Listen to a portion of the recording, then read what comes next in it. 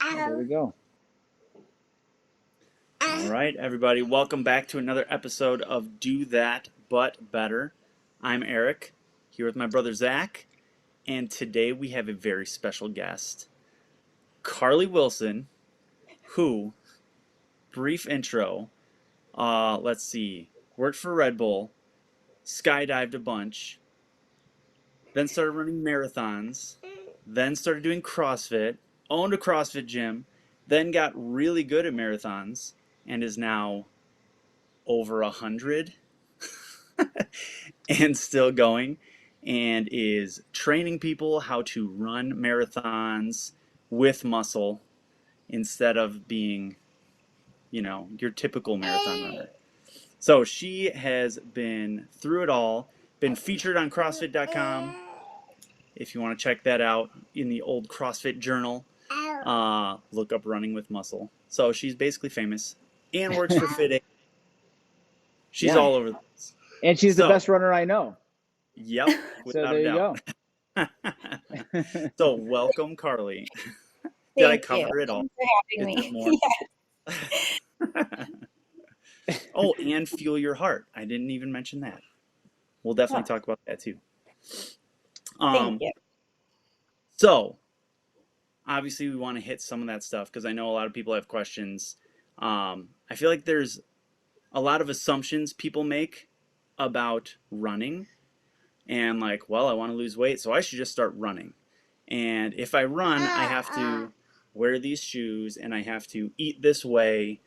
Um, and it's typically not helpful. And people typically get hurt a lot when they run. So, uh, Carly, how did you get into running? I ran all throughout high school into college, and it was just something that like I wanted to do at first in high school. It was I just wanted to get a letter, and it was seemed pretty simple. You didn't have to do too many like crazy movements in order to compete. So I did it in high school. Then I felt pretty successful in high school, did it in college. I took time away, and then I realized, running was therapy for me. So it was something I decided to sign up for my first marathon. I had a family full of addicts, and it was like really the only time that it was time for myself and that nobody could kind of communicate with me or touch me. And so that was like my thing. Running was my thing. And so I signed up for my first one and just fell in love with running long distance. Cool. Now, what did you run in high school? So I did the 4x8, the mile, the 2 mile in track, and then of course 5Ks. Cool. And Yeah. now, when you went to train for your first marathon, what all did you do? Because that's a far cry from 2 miles. Yes, very much so. I actually did probably what the majority of people do. They Google a training plan. I just found like I was just Googling like really fun marathons, and then a couple showed up and they had already passed. And then I was like, really pretty marathons. And then some came up and Utah was on there. I was like, wow, that's an easy drive. My best friend wanted to be a part of it. So it was like only an 8-hour drive, signed up for that and realized I had about like, I think it was like 15 weeks. And so I just looked at a 16-week marathon plan. And Dang, yep. that's awesome. What do you remember your first time? Like the actual race. Hmm. Like, Yes. well, I I mean, or well, yeah, actually, well, yeah. Tell me about the race. Well, I slept through my alarm, and my best friend woke up and she's like, oh my gosh, we only have 30 minutes to get to the starting line. And so I was throwing my clothes on. We were staying in Park City. It was in Salt Lake City. So it literally was 30 minutes to get there. And we just jumped in the car. I was dressing in the car, and she was like, okay, here's a bag of pretzels. And she had me eating all these pretzels because in my mind, I had to get as much carbs as I possibly could. So I'm like chewing down these like pretzels, get ready. And then we pull up right when the last corral is going through the starting line. Oh And I wow. think like the adrenaline and like she was just like pushing me out the car, and I just like flew and I did really well. But I honestly think it was the best start to it because all the adrenaline, and it was like I literally just have to go. I can't think about how far this is. I can't think about the start. If I need to use the restroom, like I literally just have to go. And it was probably one of my favorite starts. But it was chaos. That's Very really all cool. I remember. Do you remember That's great. how Like having no opportunity to worry or like psych yourself out of it. oh Yeah. yeah. Yep. Do I you just remember what your time was? so that one was 3:27 or yeah, 3:27. Dang, Yeah. that's That's awesome. so solid. Heck yeah. But I paid for it for like 2 weeks. I was wrecked. I remember waking up the next day and I had never been so sore in my life. I felt like I got hit by a train. I mean, in my training, I looked up like this long plan and it was a lot of high mileage, but I think the adrenaline and I just like went like my times, I didn't hit those times in my training plan. It was very wild. I performed very well compared to what my training was leading up to it. That's very awesome. And Yes. so all right, so you started doing some running, and then how did you get into CrossFit? I had I was like just getting injured all the time. I was still wanting to run. I think for a long time there, like running was really great for me because, it was for my mental health, it was my therapy. But I was also injured and I didn't want to give up something that I loved, but I was getting hurt all the time. So I signed up for this random race. It was called Ragnar. I won a free entry through 3W races and I joined this team. I didn't know anybody. And one of the individuals on the team is now my husband. But he was opening a CrossFit gym and he was like, hey, like, I really think you should try this out. I have my CrossFit endurance certification. I think with like your nagging, I was having like one of my glutes wasn't firing, my knee was hurting, and my ankle. And he was like, I really think that this would be beneficial. I think that you need to start, doing some isolated movements of like full depth squats, like really start, getting that glute firing. He was like, I think you need mobility. And he named all these things. And he was like, I think you should just come try it out. Well, of course, for me, like I had in my mind, like, I don't want to gain muscle. And so I went home and I Googled CrossFit, probably something you shouldn't do because you have these elite athletes that are super jacked on there. And I was like, I'm not going to do this. And he had me try my first workout was just like a baseline workout. It was squats, some sit-ups, um, and running, I think. It was very mild. And I was wrecked completely afterwards. And I was like, wow, like I actually have muscles here and my glutes were sore. I hadn't had sore glutes in a long time. And I kind of stuck with it. Then he started really doing more of the pose method of learning how to run, doing techniques. We were just practicing pose a lot. And my marathon times were actually getting a lot slower. And so we would fight a lot. At that point, he was my coach. So we fought a lot. Like, I just don't think that this is like progressing me. If anything, it's like I feel slower, I feel heavier. And he was like, just trust me, just trust 4 months of this. We'll incorporate it. So I ran a marathon. It was horrible. I thought I was going to quit. And then my next one, it was significantly better. I wouldn't say it was like a better time, but I felt great during the entire thing. I'm like, wow, I could have probably pushed myself faster. And then I started like really adapting and loving it. Like I was pulling tires. I was doing a lot more sprints. I wasn't sprinting that much. We were working a lot on my posture. Like I said, my glutes and then my ankle mobility, which I had never done, in my traditional training.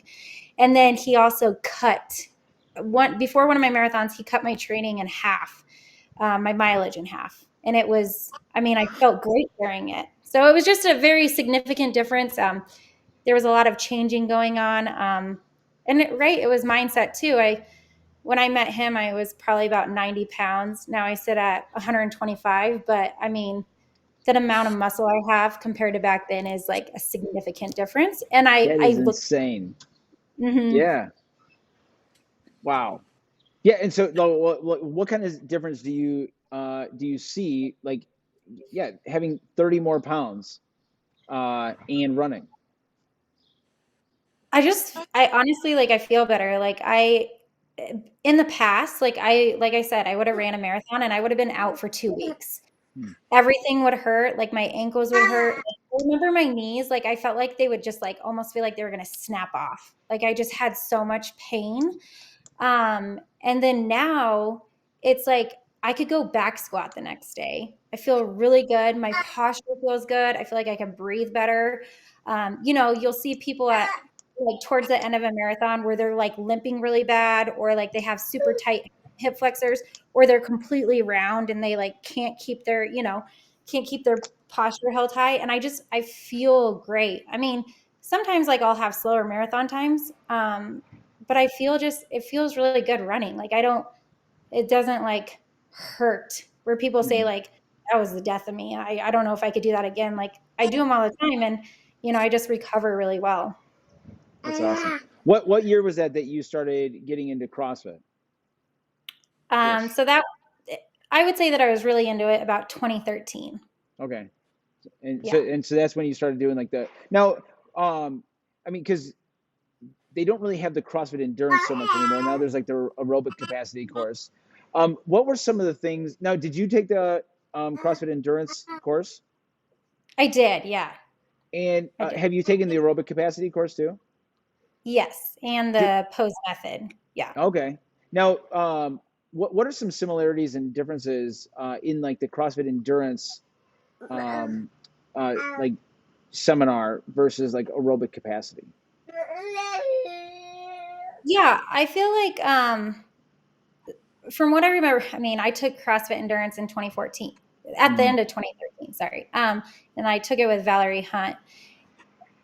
When they had CrossFit Endurance, I felt like they talked more about the strength Mhm. training component, and core component, including mileage, and like how you can cut your mileage significantly for a longer distance. And it really mapped out like 5K training, 10K training, half and full. And Mhm. with aerobic capacity, I feel like it talks more about more of the agility side to the breathing side to explosiveness. Mhm. But I don't feel like it touches really on the strength training piece. Yes. I took aerobic capacity, I want to say 6 years ago, maybe 5 years Okay. ago. So maybe that's changed. But when I took it, yeah, I felt like it was more of just being like explosive, having agility in your training, how to, utilize doing burpees properly, how, when you're doing sprints, what is a good time in between sprints. And then pose method, I feel like changed my life. Mm. That cert is phenomenal. Valerie Hunt is phenomenal at what she does. She really specializes in pose method. And that's really like pose teaches you pretty much how to run with gravity instead of against it, and Mhm. really how to be injury free by utilizing a different way to put your foot on the ground. Because when I really started CrossFit, I was heel striking all the time. Um, there wasn't a day where like I didn't heel strike. It was all about like, oh, you should have like more cushion shoes, or you should do this, or maybe these stretches will help, or you're immobile because of this. I never really realized it was the way that my foot was hitting the ground. Mm. And so I think out of all the certs that I've took, pose method is like the one that completely changed Oh, the awesome. running. Yeah. Yeah. That's awesome. Now, with that, like, so especially I hear so many people talking about their shoes, and oh, I go to Fleet Feet and they measure my shoes and they watch me run and like all this kind of stuff. So what kind of shoes are you running in? So people shouldn't listen to me. I wear Nike Frees. I always have. I'm very stubborn. I just absolutely love them. What I think, and like some of my friends work at running stores, and I know a lot of people who love hookahs and love the padded shoes. I always tell them at the end of the day, it's a crutch, right? Because we should all be able to go barefoot running if we had the proper mechanics and what we did and how our foot hit the ground. Like we should all be able to do that. And we've really gone away from that. Like we've really just created these shoes to help, with people's pain temporary. But if you think about it, if you're running a marathon and you're using, I think they're called, is it Hoka's? The really padded shoes. On Yes. cloud shoes. I can say that. Um, They're like you're still having that constant impact. So yes, it's padded for a while, but the wear and tear is still happening on your leg. So you might as well like fix the issue. And typically that's in the mechanics that you run. Like you don't want to fix the issue to make it feel better. Like you want to get down to like what's going on. Like why are my Achilles hurting? Why are my knees hurting? Why am I running on my joints instead of using muscle, the muscle groups to help pull and fall? And that's, at the end of the day, that's what pose method is. It's Yeah. how you should be running. It's like in CrossFit, like we get taught how to squat again. I couldn't squat. I couldn't squat below parallel. I was with a PVC pipe for the first year. I was when you search CrossFit, I wasn't going to be on there, which I wanted to be. In my mindset, I was. Absolutely. Now, I think the shoes thing is huge, where I think Yeah. people don't understand that like when you run, no matter what shoe you're wearing, the same force is going into your legs, and the shoe just slows it down. So you're still Yep. getting the same amount of force. It messes up your timing. Your nervous system doesn't know what's going on, Yep. and it screws up your technique, like you were saying, which is just not great. I'm curious. So, what did your training look like before making that transition, and then what did it look like after? Oh man. Or like Like I now? was running every single day. There were certain days that I had double days. I was running between anywhere from 60 to 90 miles a week. Think about that. That's like having almost 2 days at 20 miles. I had some 10Ks, 5Ks. I was constantly outside. Sometimes I was like dreading it. It was like no longer like fun. It was like I have to go do this 19 miles. And if you talk to any runner, like if you get ready for a race and you sit in a van with like people around you, every single person will tell you why they're not going to PR the run because, oh man, my knee hurt from my 19-mile, training run, or oh, I missed 2 weeks of training because, my Achilles hurt. And it was like every single runner who there's so many of them that you talk to. And so I was going about, I would say like 60 to 90 miles a week. And now my training, I only run probably 3 times a week. One of those consists of sprints. And my longest, I would say like my longest training run prior to a marathon is 18 miles. dang. Crazy. So, how many Yeah. miles do you think you're putting in per week? Oh, anywhere between like 15 to 25, if that. Oh, Wow. Yeah. That's insane. Yeah. And Now I now, get a lot of pushback all the time because people are like, how do you get through the mindset of a race? Like after 18 miles, like how do you push through it? I don't like you get tired and you have to think like, okay, I'm at 18 miles. Like I still have a long way to go. But I feel great. Like it's not like I'm limping like, oh my gosh, I don't know how I'm gonna get it through one more mile.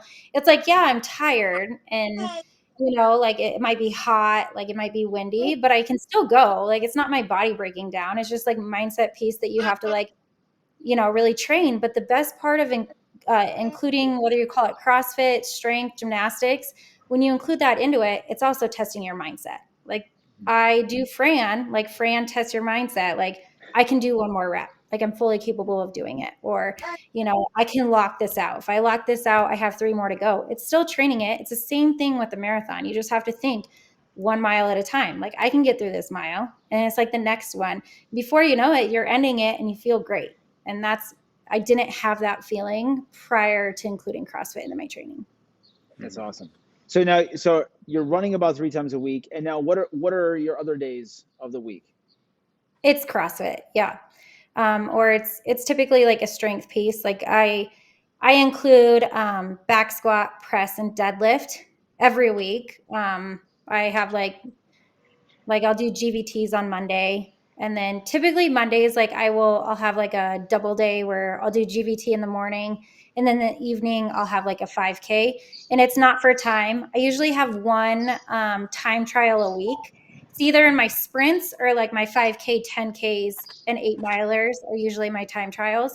But I really try to only have one of those a week to kind of just give my body a break and my mindset a break. Wow.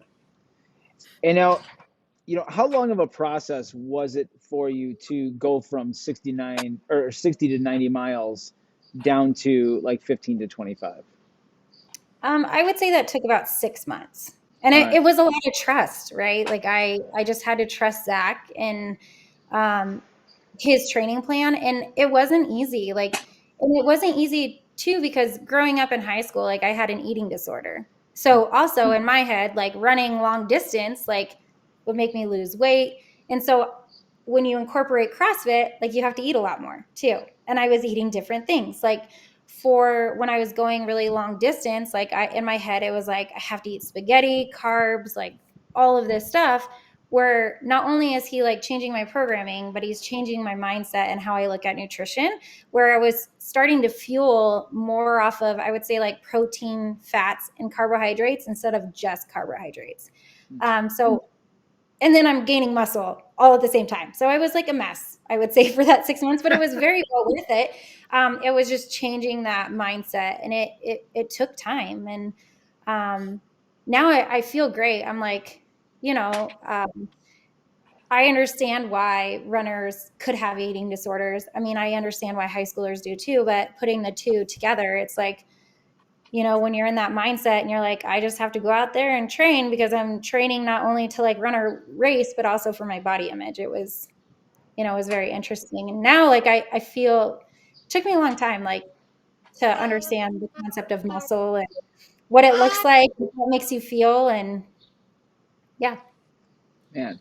So what is your what does your nutrition look like now? So not only just for your everyday, but then also like race day. So I don't change anything for race day. I mean, I'd say that the way I eat is very boring. I have like the same meals every morning, lunch and dinner.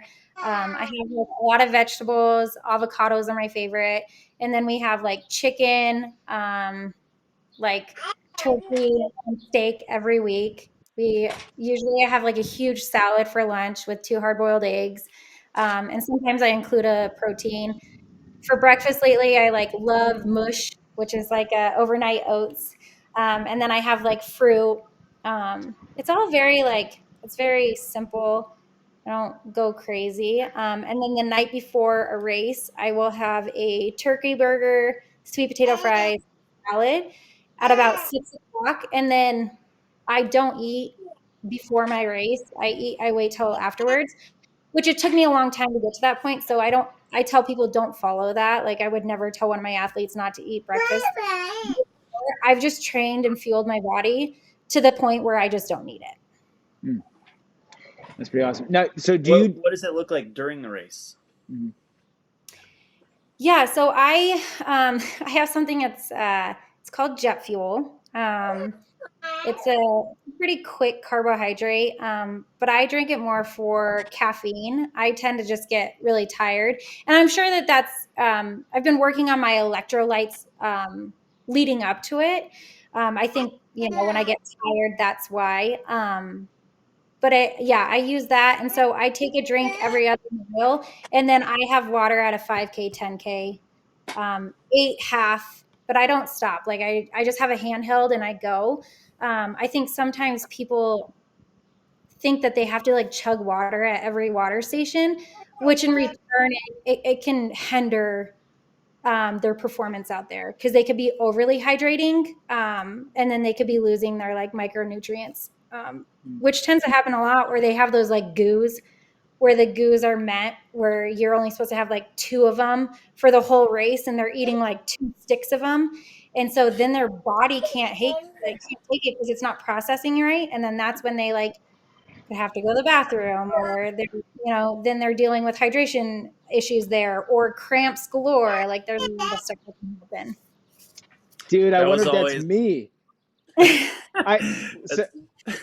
So working with 3W, I just remember watching people who were walk/jogging, grabbing goos at every water station. so I've done one marathon, and I signed up like 30 days before. So I was just doing CrossFit, and I was like, I'm gonna do this, and so I was really nervous about like hydration. about like, do I need food? And so I was eating as many of those things as I could. Oh Like my, I was like, all right. And I was like, all right, I'm gonna stop at every like I'm gonna get water at every thing. And yeah, I was cramping like crazy. Like by mile 13, I was like locked up. And so yeah. I was like running like a monster for the rest of the race.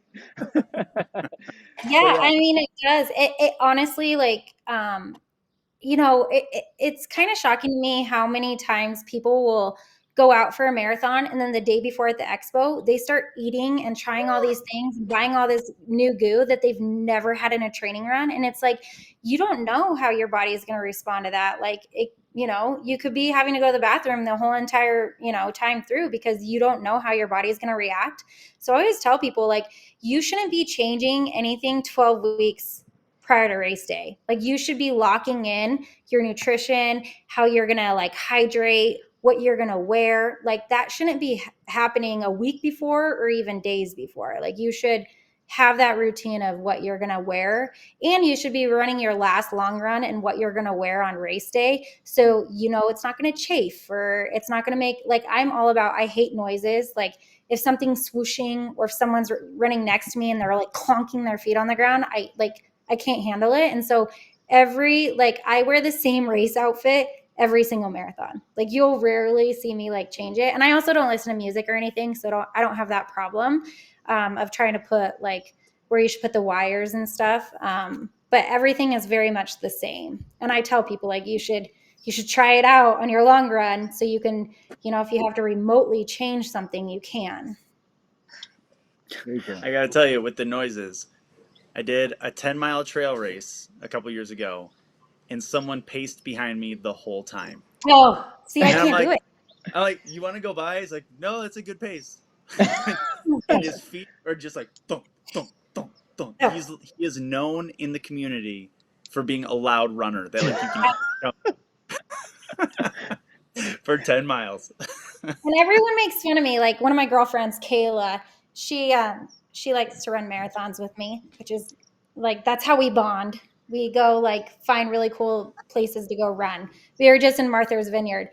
But whenever we're running together and she starts slightly hearing someone like breathing really hard or like clonking their feet, she's just like, oh boy, here we go. Cause I just can't handle it. It changes like my breath control and then I just get aggravated. I don't know what it is. So what do you end up Have you doing? Do considered- you just like do you increase your pace, decrease your pace, Typically I increase it, and I feel like triple? I've been pretty good about hearing people's footsteps or hearing the way that they breathe to know like how long they can last at a certain like time or Hmm. pace.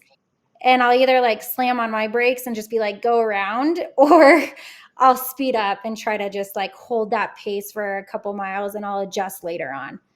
But it affects me. Like, you know, and I think breathing too, it's just like the like yelling breathing. I'm like, how do you do that for 26 miles? Like, you're wasting so much energy. Or I'll just start like taking deep breaths and I like hope that they hear like how quiet I am, that maybe that will help. But we You usually should listen to music. That's what it is. get a That's it. recording of a really loud runner and listen to that while you're training. I should. I should. Yeah, That's I hilarious. know what it is. Yeah. All right, so now you're you own Running with Muscle, and Yes. so tell me a little bit about what this is. Yeah. So it's just a different way to train. I really think, you know, what I try to teach my athletes is like, you don't have to run 60 to 90 miles a week and to be able to excel in, you know, running or racing. And really a lot of my clients, like, they have families or they have full-time jobs, and like the reason that they don't want to train for a marathon, a half marathon, a 10K or 5K is because they don't feel like they have enough time. And for them, they struggle at the thought of like, oh man, I would love to run a marathon. Like, I don't know where I'd ever find that time to be able to like put towards it. And I'm like, no, like, you can do it. And, you know, and also you like don't have to be part of a CrossFit community or a CrossFit gym if you want to do it. Like you can still go to like a global gym, or I have a lot of like at home workouts that you can do that are still very successful. And I just, I don't feel like there's a ton of training plans out there that allow individuals the opportunity to train for something so significant and like such a really awesome goal in a short amount of time. And I think that that's what really intimidates people is the time. I mean, also the distance, but I think it's more of the time. And then I have like some clients who have trained for a marathon before, and it was an awful experience. They were injured all the time. Race day was like hard for them. Like they didn't think they were going to make it. And so they're coming back like, okay, like what is this? Maybe I can try this for a 10K and see if it works. And typically it works really well for them. And so that's kind of like, I just wanted to build this platform and this business for people to really engage with, being able to run and have fun doing it.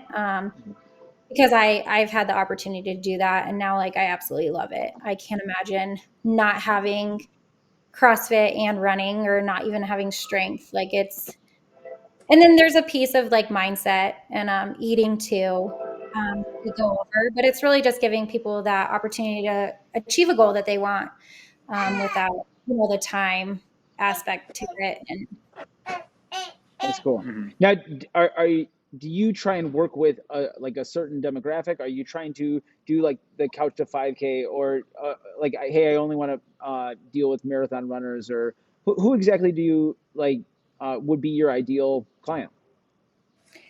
I mean, I have clients from all walks of life. I have some clients who have never ran, 800 meters before, who are signing up. And then I have clients who are just CrossFitters that, really want to get better at running.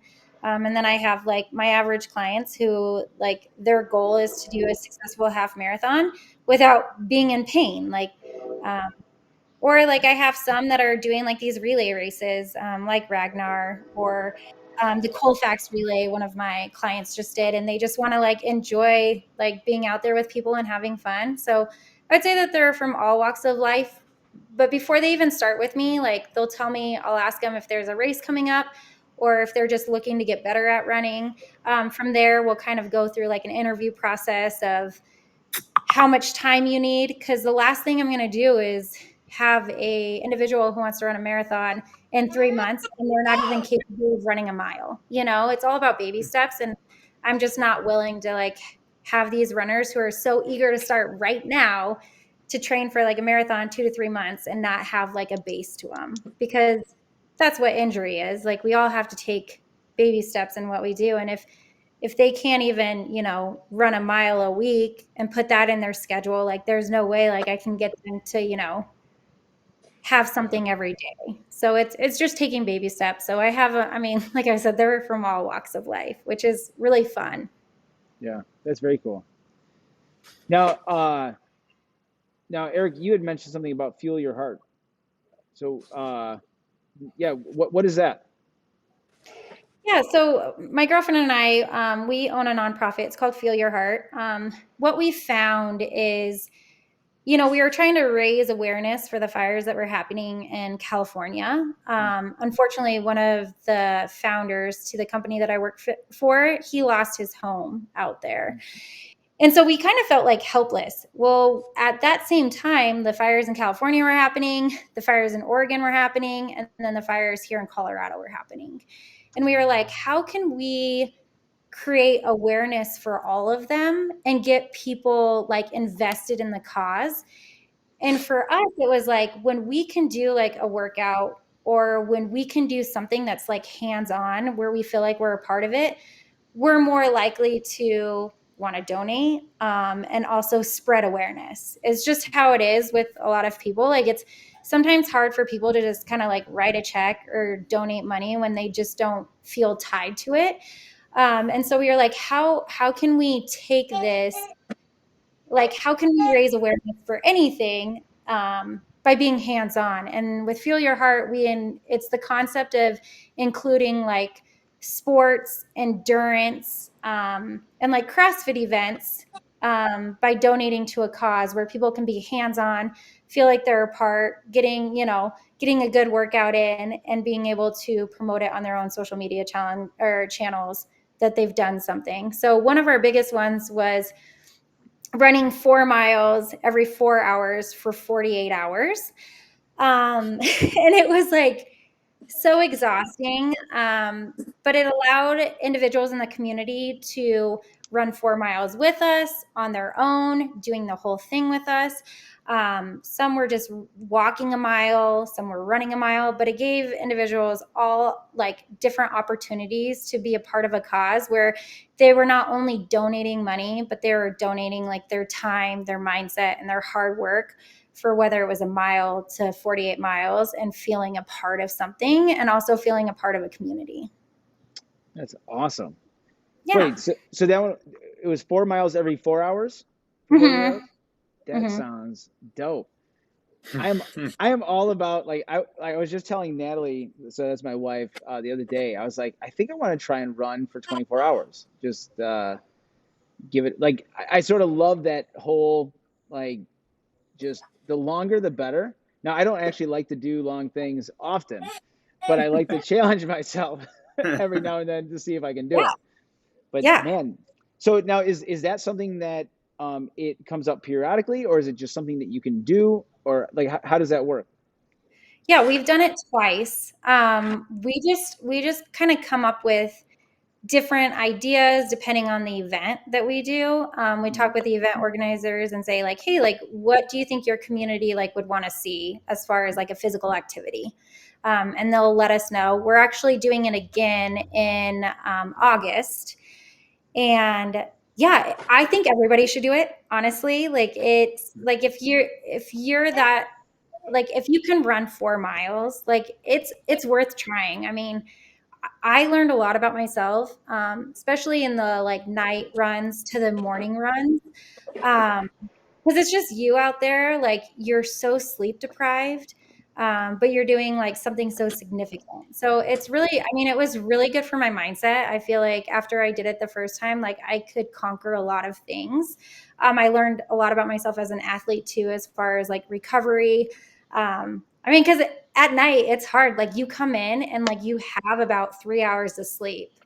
It's like it goes by really fast. So I tell people like you can do it because it's very rewarding. That's super cool. Yeah. Awesome. So now, go ahead. Oh, go ahead. Go ahead. I was gonna say, so you've got something coming up in October. Yes. What is it? The World Marathon Challenge. Yes, and it was supposed to happen in January, then February, July, and now it's supposed to happen in October. If all the borders, have the same policies with COVID, it will happen. I'm really excited about it. 7 marathons, 7 days, 7 continents. I think it's going to be the most challenging thing I will have done. Yeah, I would imagine. So, what are the logistics of that? Like, so where do you start? Where do you go? So how do you make that in the 7 days? Yeah, it's I can't remember the exact places that we hit. I do know, so we fly to South Africa, we hang out there. Then the day that we start in Antarctica.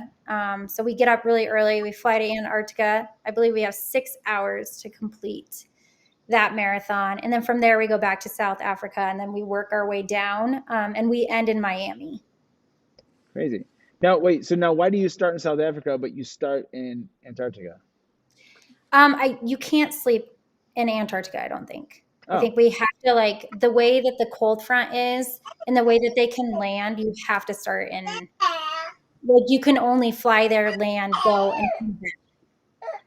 Wow. Mm-hmm. So now what is that like, how are you doing that marathon? Is it outside? Are you doing an indoor marathon? Antarctica? Yeah. Yeah, no, it's outdoor. It's loops around our jet. So they can, I mean, just imagine like just running on ice and snow. Like there's really nothing there. Like there's just a big, I want to say it's 4 loops, but it just goes around the plane and you just run. The weather there is very interesting. You're either going to have like, it's going to be snowing, a lot of wind, or you might have a good day. It's kind of, you That just don't know what. Hit or that miss. is one hell of a way to start I know. 7 days of I'm running. excited to get that one out of the way. I think Yeah, you that wouldn't would, want to finish there. I'm Yeah. thinking. because your quads, I mean, I'm going to have like ice shoes, but it's going to be a lot of impact no matter what on your quads when you're constantly kind of having to grip in and move forward. It's just going to be a lot of impact. And I also hate being cold. I'd rather be hot, hot, hot, hot than cold. Yeah, Yeah. man, that is absolutely awesome. Yeah, I think I was looking at it yesterday. I think it's Antarctica, South Africa, then Australia, then Abu Dhabi, Yep. and then Spain Spain. somewhere, Yep. then Brazil and Miami. Yep. Are Yeah, just any like loose, like not being completely like sore and tight. Getting on and off a plane is that seems like a huge challenge. Yeah, well, it was funny when I thought I was doing it in February, I kind of did a training run where I was in Seattle and I ran 2 30-milers back to back. And then I ran a marathon. And then I think I want to say it was like a 20-miler. But I wanted to feel, and then I raced on the East Coast. I don't know where I was on the East Coast, but anyway, and I was just trying to see like my hydration levels, if I was going to get super sore, and I did pretty well. I mean, I was really tired, but my body did pretty well. what Now what I are don't your know back with like the time difference. Mhm. Yeah, what I'm are your still working. what are your plans with like pacing and stuff like that? Is it sort of just like, hey, just sort of fun run, or like do you? I mean, you might even just not have a ton of time just because of travel. So like, Yeah. do you have any ideas on that? I want a podium. So I hopefully, well, I will. um, sit around like between, I'll try to do like a couple at like a 320, a 330, and then maybe probably Antarctica, I'll be looking to hit like a 340 to a 350 marathon.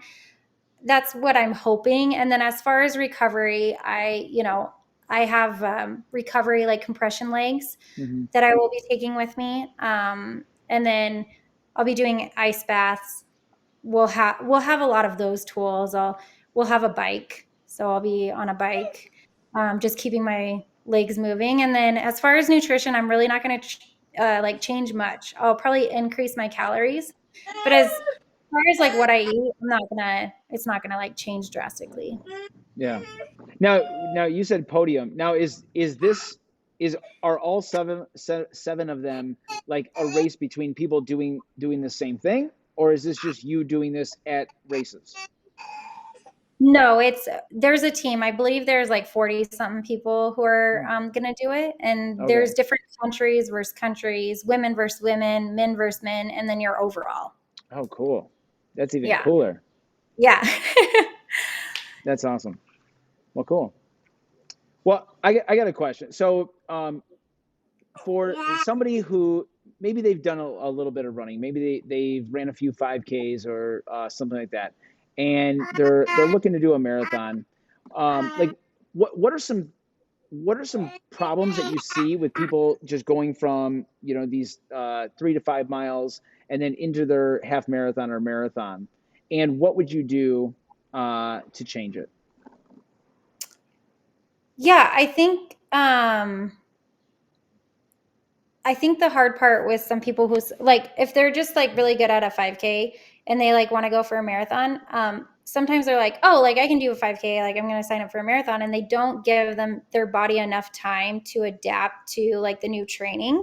Mm-hmm. So I always say like if you're comfortable with a 5K, like you could probably do a marathon, like 12 weeks to 16 weeks. But I would tell them like it's still going to take time. Like you still have to build up to the mileage. Like yeah, we're all capable of going out tomorrow to run a marathon, run, walk, whatever you want.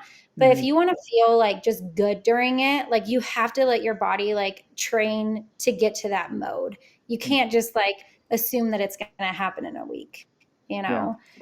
That's the thing is a lot of people, they get their mindset and their body trained for that 5K and they're like, oh, like I feel great. I feel great.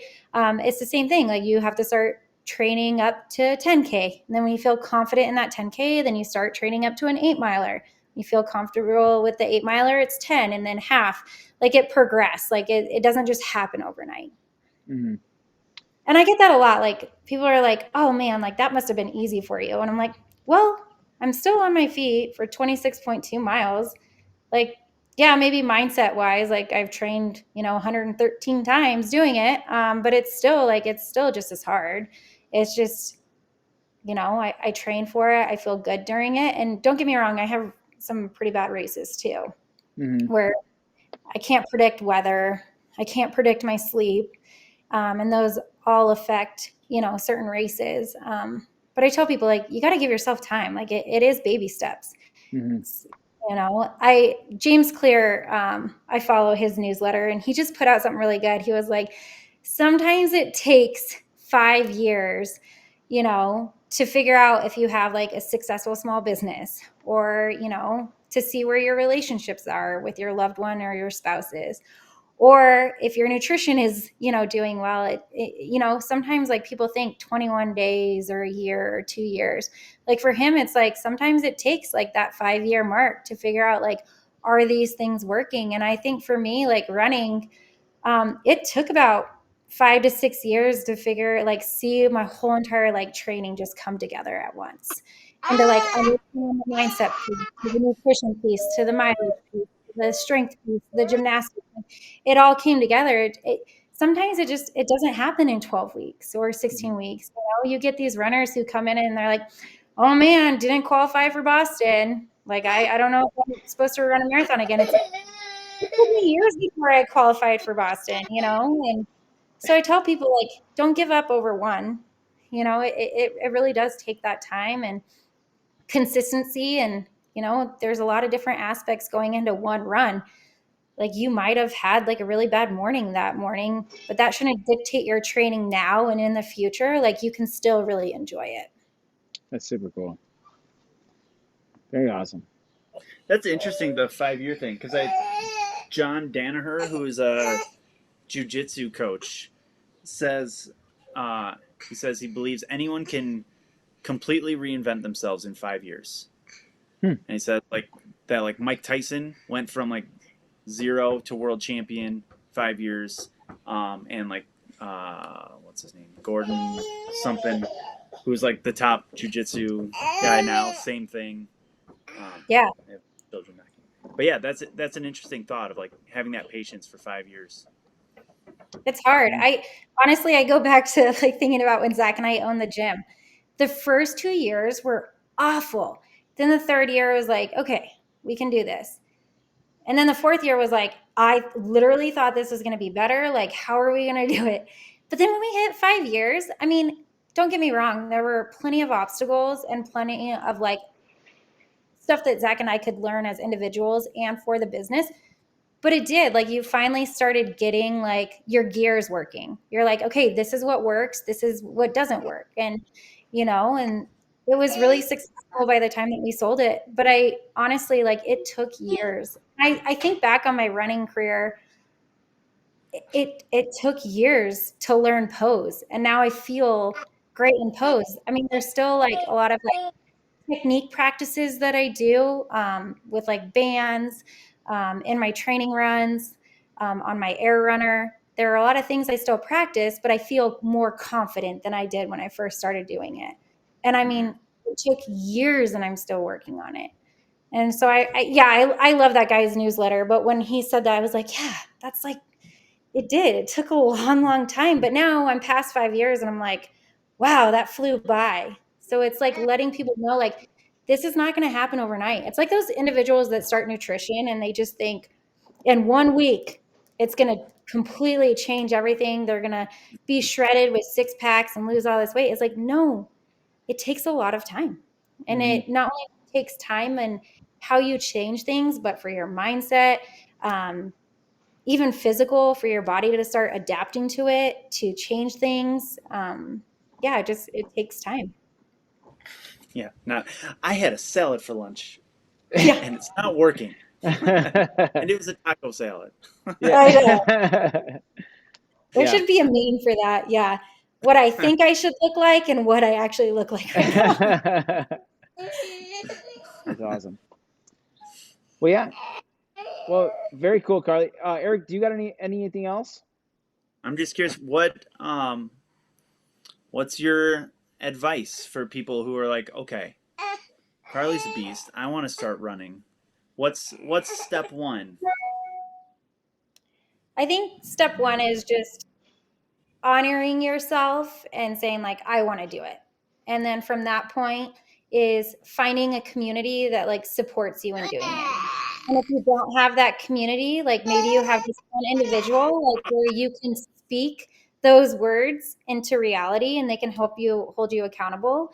And honestly, like finding a training plan that like suits you, educating yourself, like don't just Google a marathon training plan or a 5K or a 10K, like actually going to talk to like a coach or just starting there and then setting boundaries.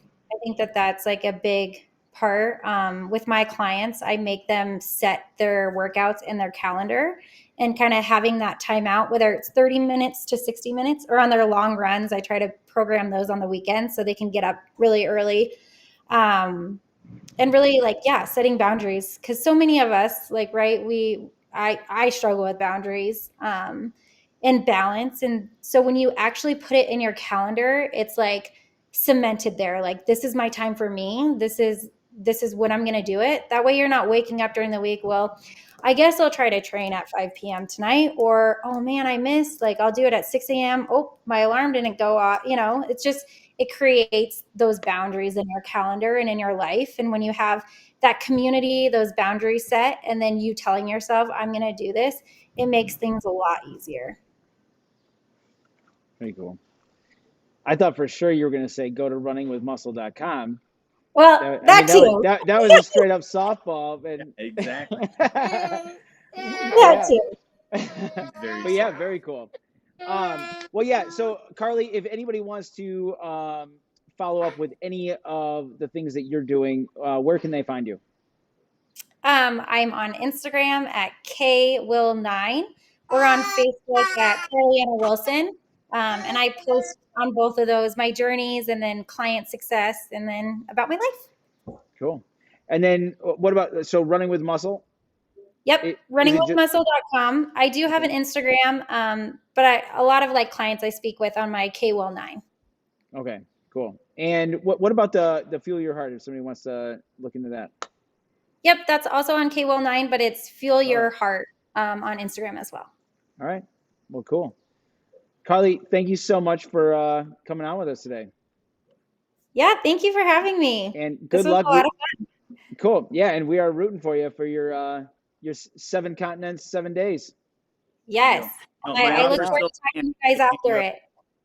Yeah. If you need a equipment manager. Yeah. You might have to fight with Zach over that. We could team up. I'm happy to share the responsibility. Yeah. There's probably a lot of work. Yeah. Yeah. But yeah. Well, awesome. Carly, have a great day. Thanks again for coming on. And you guys, we will see you next week for Do That But Better. Thank you. Yeah. Bye.